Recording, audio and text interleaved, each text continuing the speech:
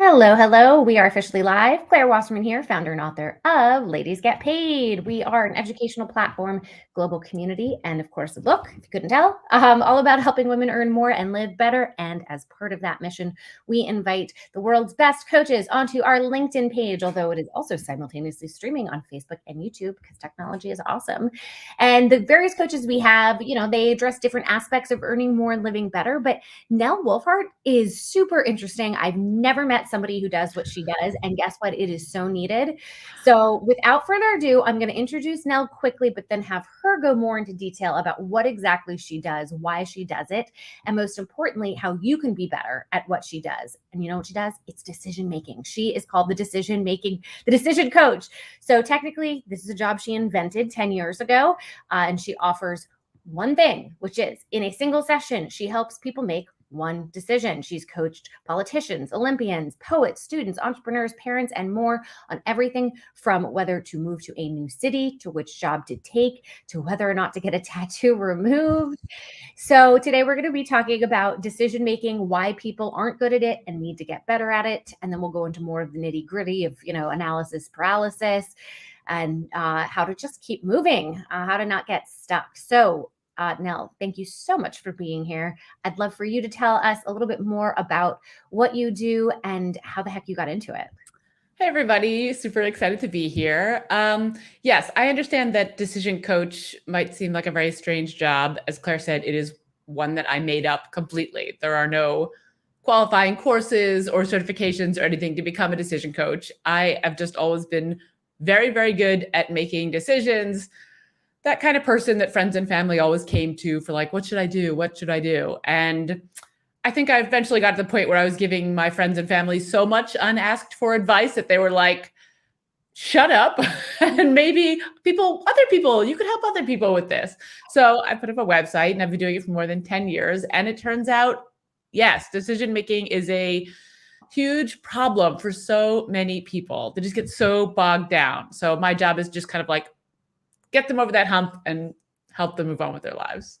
Awesome. This is so fantastic. So let's talk about maybe why it's hard for people to make decisions, because it's not for you, right? This comes naturally to you. So how do you diagnose this in other people, what the core issue is? Oh, I mean, I think people can self-diagnose themselves as, as indecisive, but the core issue is, honestly, I think it's mostly fear of regret. We are so caught up in avoiding painful things. Thinking about regret is like paralyzing for some people. And the decision-making business is really just the regret minimization business. Like people are just trying to make the choices that they don't have to look back on and be like, oh God, I shouldn't have done that.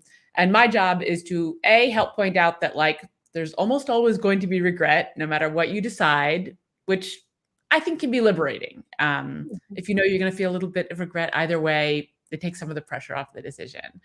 But also that taking action is so much better for your life than remaining in that state of indecision and being unable to move forward, that it's almost any decision you make will be better than not making any decision. Okay. I love that. I think a great way to give folks tangible takeaways is to maybe break this down as if you were either working with me or imagining a client that you've had in the past who came to you with a thing that they were struggling with. What might be the first steps you would walk us through? Sure. It's very simple. I give everybody a couple exercises to do, and you can do these at home. You do not need to call me. One is very simple. Make a list of your values. And I don't mean religious values or moral values, anything like that. I'm talking about the things that make your everyday life good. Okay. For me, that includes wearing sweatpants every day. I'm wearing them right now. Not having to set an alarm clock in the morning, being able to put my physical body wherever I want it to be. That's not like someone else's decision. Good food and drink, time with my friends, connections with family, recognition for my work, things like that. So you make your list of values and you can use that right away to start making decisions. If you're choosing between two options, you can go down those lists of values and see which option is ticking more boxes. That's probably the decision you should make, because when people make decisions that are not aligned with their values, they're just taking a shortcut to being unhappy.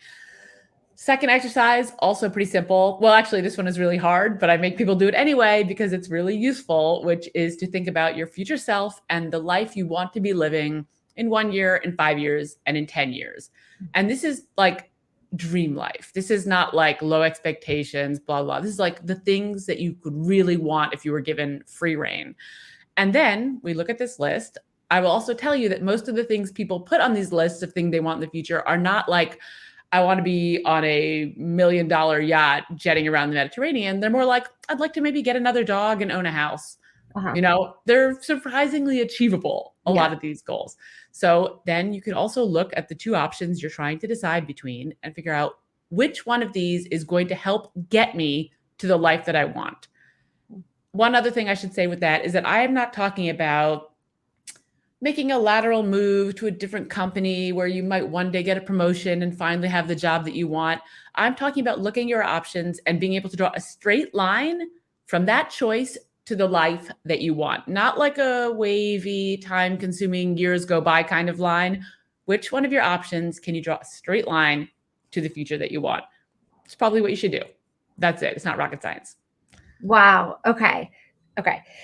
So then, what are the things that are tripping people up besides the, am I going to regret this? I'm sure even within what you're showing them, which is so straightforward, they're probably still fighting you on it, or maybe they're not, but there's like, but the what ifs and the the risk, like I don't have enough money to do that or whatever, Sure. I have a lot of comebacks for that sort of thing because you're right. I hear it all the time. I would say most of my clients are like, oh, okay, you're right. Great, I'm going to go do that thing. And then I never hear from them again. And then some of them push back. And when they push back, when they talk about things like, what are other people going to think? That's something that really holds people back. I like to recommend an information diet for your friends and family. This is something I borrowed from Captain Awkward, who is a great advice columnist. You should check her out.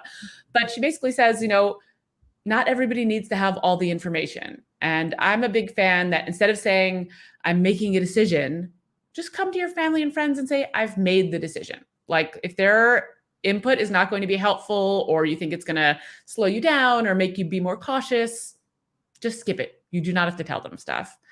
I would also encourage people to remember that 99% of your decisions are reversible. Like people don't like to think about this because they don't want to waste time. They don't want to waste money. They don't want to waste energy. But it is true that like most things are not set in stone, and that when you're wasting weeks or months or years, occasionally decades, trying to make a big decision, like it would have been so much better if you just made that decision, tested it out, and then you could change your mind later on. Like you'll have so much more real, tangible data if you actually do the thing, and then you can pivot later on. You don't even have to say quit. You can just say pivot, and then you can try something else. Right. In being able to filter the shoulds that come from other people. So the information diet, right? This is what you shared up with others. But what about limiting kind of the intake you're experiencing from others, whether it's conscious or subconscious? Do you work with folks on how to really like attune to their voice and set boundaries even within themselves for how much they sort of rely on the input of others?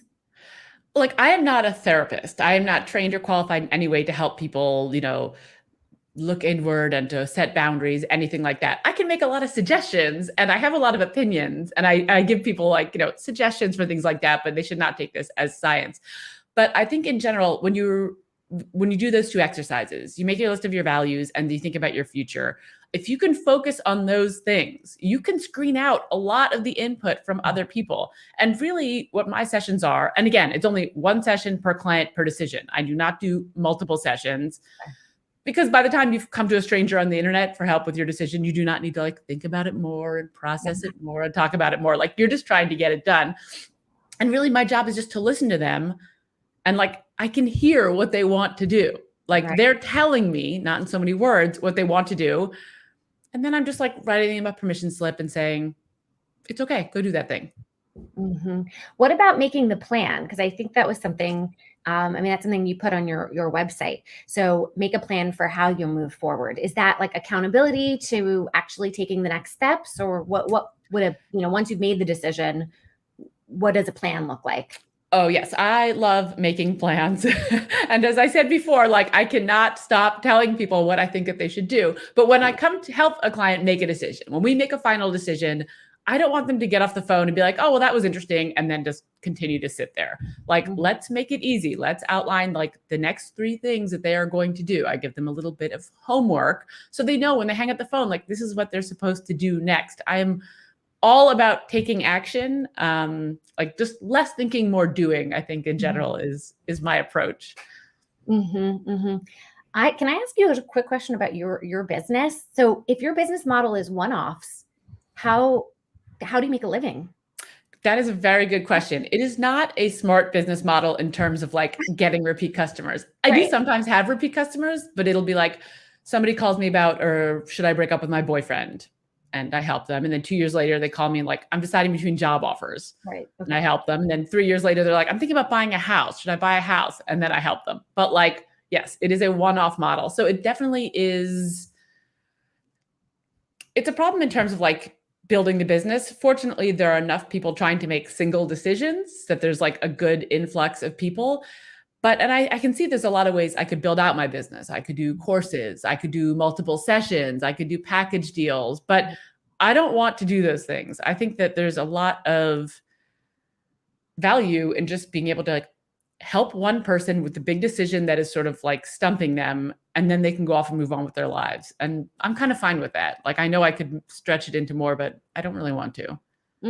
That's awesome. We could do a whole conversation around like figuring out how much money you need to make for your own values and lifestyle, and like just staying within the bounds of that, because it's actually, you have a nice life.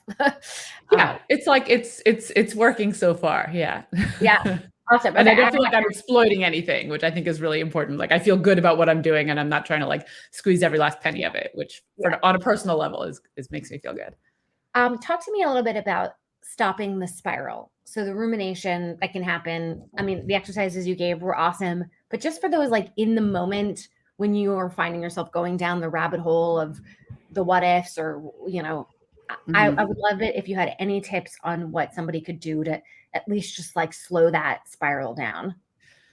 Okay, the first of all is a little more mindset-y than I usually get. Like, I feel if I never hear the word mindset again, I'll die happy. But I do think if you could reframe what if to even if, literally just making that tiny language switch in your brain, like it just fills you with so much more power and strength and ability. So you're like, what if I take this job and it doesn't work out? Okay, even if I take this job and it doesn't work out, I will like, and your brain will start filling in the rest. It's just like a literal change of language that I think can really help people think differently about their choices. I try to remind people that, yes, like I said, 99% of their decisions are reversible. And also to remind them that if you try in your brain to separate the decision from the outcome of the decision, like these are not the same thing. So when we're making a decision, we are taking our best guess. I can't predict the future. You can't predict the future. We are literally just taking our best guess with the information we have at the moment. So people will make a decision like, okay, I'm going to take this job. Okay, 6 months into the job, they hate the job. Their boss is a micromanager. The hours are crazy. Nobody told them about this. Like, and then they beat themselves up. Like, why did I take this job?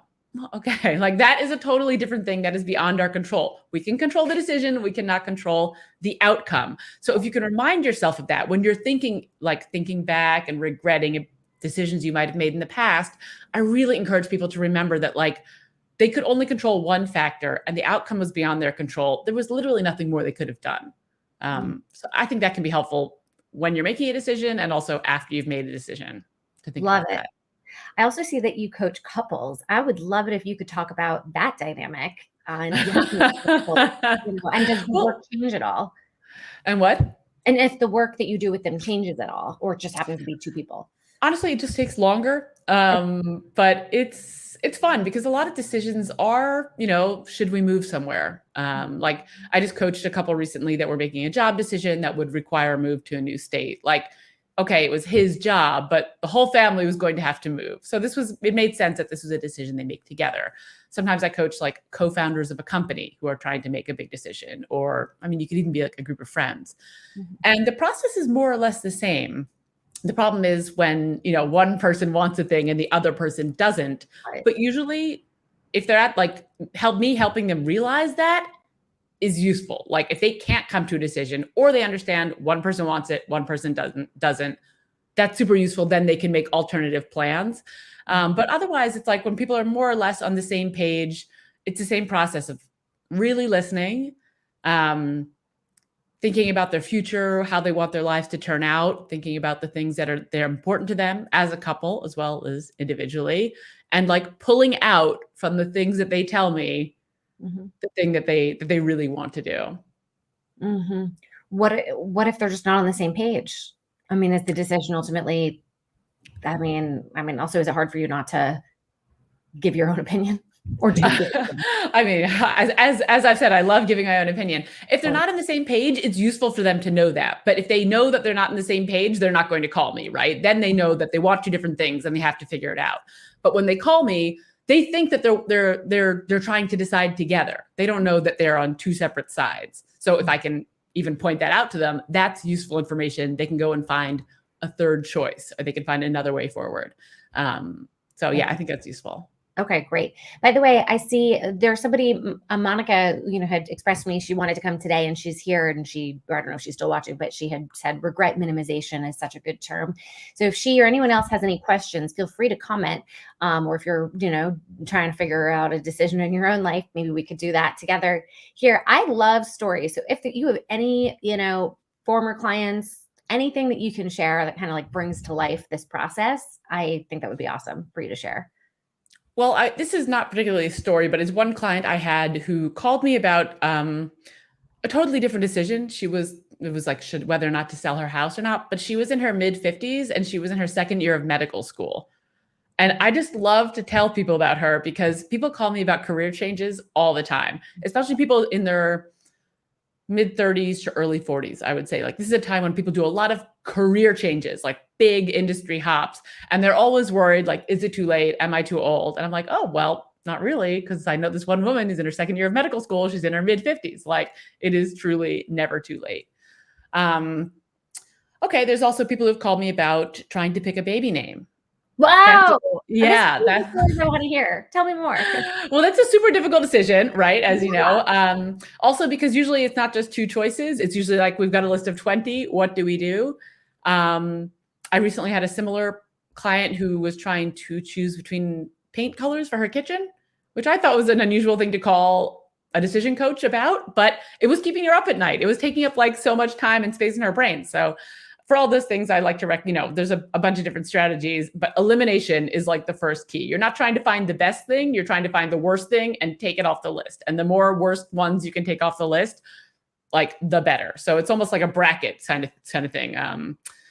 Not really sports oriented, but like, you know what I mean? Like there are two choices, like pit this one against that one. Okay, one has to go, boom, and you can work your way down that way. But eliminating with the baby names, talk about that's what I did with the baby names. Yes, exactly. They had a list of maybe like 15 to 20, and I would just pick two random ones and be like, okay, one of these has to go. Which one is it? Or like, which one do you think is best? Try a slightly different question for every pair, and then we could just start pulling some off the list, because there's a point at which the baby is like going to start talking or maybe walking, and then you really need to know what to call them. Like sometimes it's a few months in. Was the baby born without a name?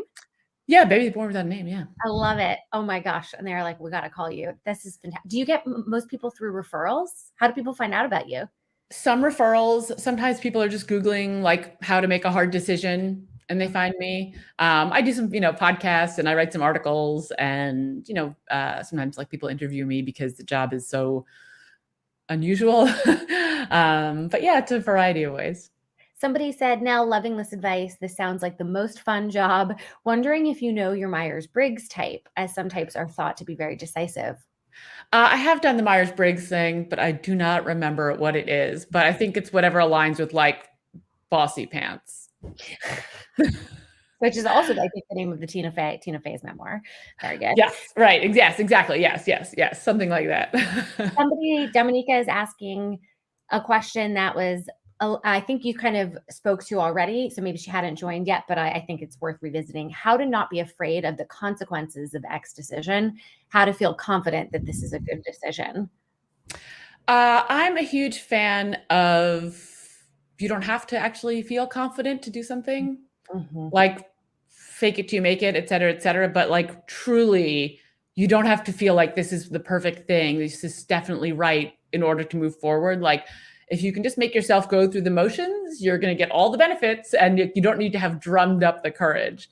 They say like motivation follows action, not the other way around. Like take the action and then you will get the motivation. I know this is easier said than done. I'm fully aware of that. And I understand that like the feeling of risk is really important to people, but I also encourage people to recalibrate their risk assessment a little bit if they can, because you often have a decision and you're like, let's say take a new job or stay in my old job. And stay in my old job always feels like the safe choice, and take the new job seems like the risky choice. But like really, when we talk about, job security, especially if we're talking about the United States, like this country has at-will employment. Your boss can fire you anytime for whatever reason they want. So like, is any job really safe? Probably not. This is also something where I encourage people to start their own business, because your boss can fire you for wearing a color shirt that they don't like. But if you have multiple clients, they're not all going to fire you at the same time. But risk in general, people tend to overestimate how risky something is, and also overestimate how safe something is. So I think if you can look at things realistically, and most decisions you're making, the worst case scenario is not something like, I'm going to be living on the street. The worst case scenario is, I'm going to have a job and I don't like it that much. But if you're looking for a new job, you're probably already in that scenario. Right. So like, what risk are you actually taking? Just to try and think about risk in a different way, to think about the risks of staying where you are, to think about the opportunity cost that goes by when you postpone making a decision. Like there's risk in all of these things, opportunities you might be missing. Like there's risk everywhere. You can't avoid risk. And most of the time, all the studies say people regret things they don't do more than things they do. So yeah, awesome. That is really, really good advice. I know fast decision making, you wrote that fast decision making is the key to 90% of my success. So in order to get faster at this stuff, I mean, of course, implement all the tools you've already given, but is there anything else you want to add to just being able to like speed up the process for ourselves? Yes, but you're not going to like it. Oh, okay. I always tell people, sorry, my mic just fell down. I always tell people to take the amount of time they think they need to make a decision, whether that's a week or a month or 6 months, and to cut it in half. Mm-hmm. Honestly, I used to say like, cut it down to 10%, but that really freaked people out. So I bumped it up to half.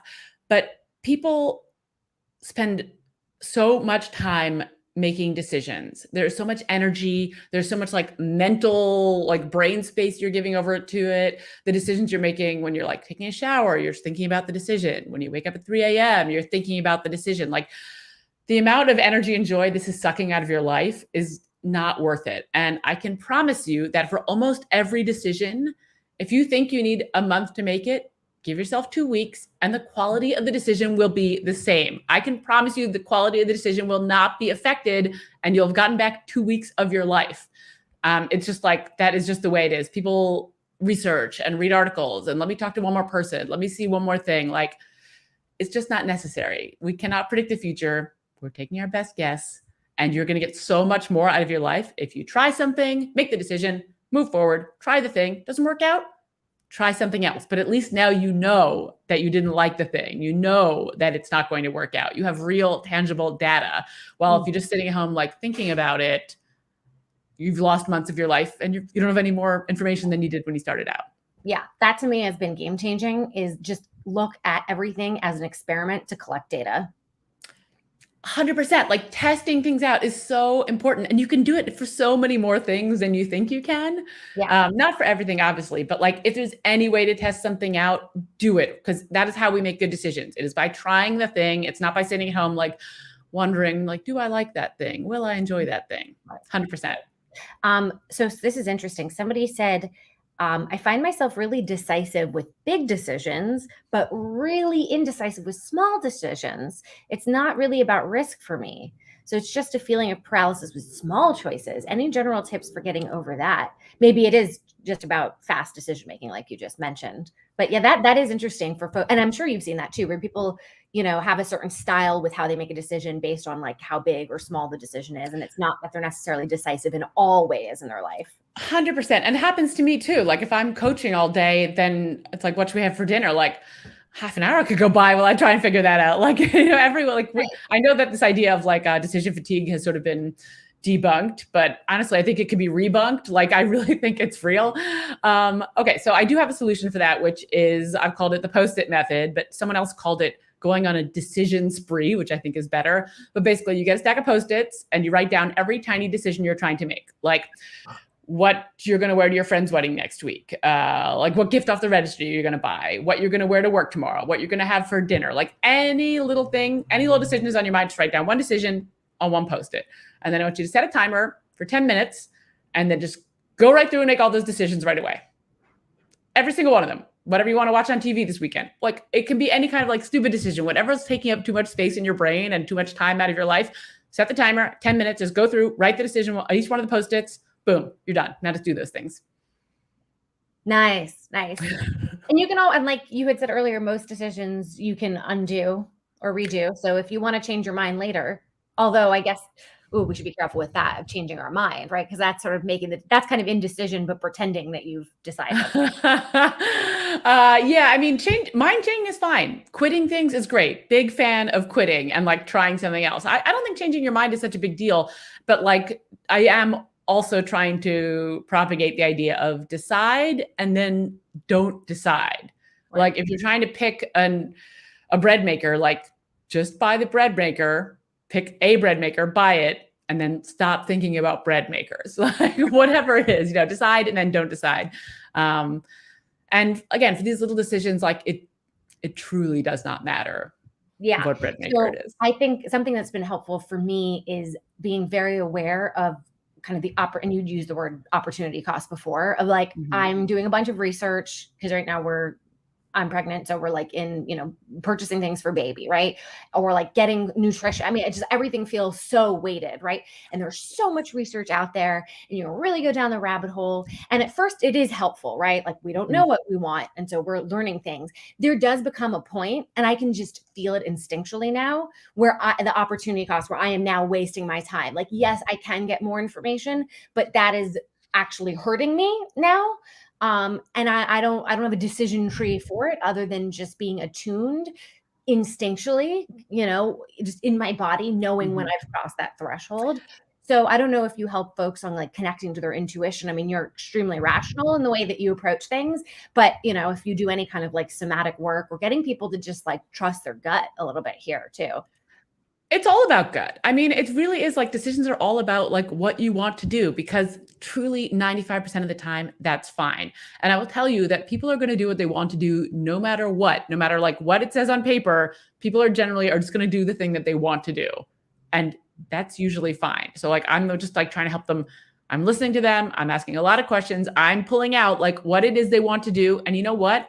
It's usually fine to do that thing. Like it's mostly gut when it comes to making decisions. Honestly, I think rather than like what makes sense on paper. And in your particular situation, Claire, like when you're talking about, a whole bunch of decisions related to like one specific thing, right? Like having a kid, there's an infinite number of decisions you could make, but this is also true for like other situations, medical situations, I mean, almost any situation.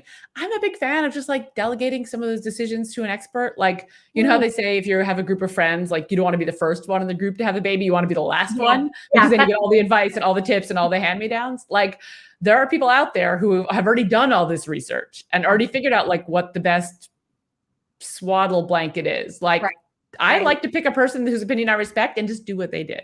I think that's totally correct. I mean, we could have made this whole conversation about what it took to decide on the sperm donor. That's. And we did a really good job because we spent a long time, we gave ourselves a long time to just look. So it wasn't, we were obsessing over it, but we didn't say we have to make this decision tomorrow because that was too quick for us. Right. But we really waited out what things are more important, very much in that bracket system that you talked about earlier, because in California Cryobank, we got 3 generations of medical records, which means you start seeing a lot of shit. And then you start weighing which disease is worse than another disease, right? Would I rather, or would it, this person's like grandfather had alcoholism, but they're really good looking. Right. Way good looking after the alcoholism, or like really wild. And at first it was like crazy overwhelming, but then you're just like, you accept that you can't get perfect. There's a sort of like level of, that was the release of the outcome, in the sense of like, the perfect outcome is just not going to be possible. But yeah, of these variables, which one do we ultimately feel is more important, and done in that kind of bracket system way? It was super fascinating. Last question, because I know we're at time. This comes from somebody who wants to know if you work with teams. I know you work with couples. So they said, if you've done any work with organizations, so many work teams seem stuck in analysis paralysis. And after that, if you could give us kind of your, URLs, like where can people find you, follow you, and most importantly, pay you? Sure. Yes. Yes, I am sort of dipping a toe into working with teams and with companies now, because like whoever this person who wrote in says, like, there are so many teams that cannot move forward, and they're just at like an impasse, and they don't have a good system for making decisions put in place. So I am dipping a bit of a toe into that right now. If you want to know more, you can email me, nell@decideandmoveforward.com, which is my website, decideandmoveforward.com. That's where you can find me. That's all you need to know. Thank you so much. Now, this was really, really fun. Super appreciate you and your work. And I'm sure you have so many good stories, more stories that you could share. Just of all the decisions that people are making in their life. It's really a window into people's lives. It's very intense and interesting way. It is. People have contacted me of like, should I have a baby? Or like, what should I implant, a male or a female embryo? And then someone was like, I adopted a dog, but I don't really want the dog anymore. Can I give it back? Like, should I give it back? Like, should I move from New York to LA, or LA to New York? For some reason, there's lots of people deciding between those two places, or moving back and forth between those two places. Yeah, it like runs the whole gamut. So there's a lot of different stuff. I know that we have to go here, but what have you come to understand about the human condition? And have you thought about writing a book? Because I just think you're coming at it from such an intimate, interesting angle. Like, about the human condition, if I wrote a book, it would not be about what I've learned about the human condition from decision making. I actually have some notes for it. It's something I'm also playing around with. It's all practical advice. Like I said, I'm all about like less thinking, more doing. Like the book that is sort of in a embryonic stage right now, it is just like useful, actionable advice. That's all I care about, really. But I would say in general, people are bad at making decisions, but most decisions, doesn't really matter what you do as long as you do something. Nice. Is that good enough? Perfect. And a fabulous way to end it. Thank you so much for being here, Nell. Just so everybody knows, she's going to be jumping into our LinkedIn page and then commenting underneath the video with her link, so you can connect with her directly there. I'm Claire Wasserman. You can find me on, of course, LinkedIn at Claire Wasserman, but also Instagram at Claire Gets Paid. And please join ladiesgetpaid.com if you have not already. It is open and welcome to all. Thanks, Nell. Super appreciate you. Happy holiday weekend-ish.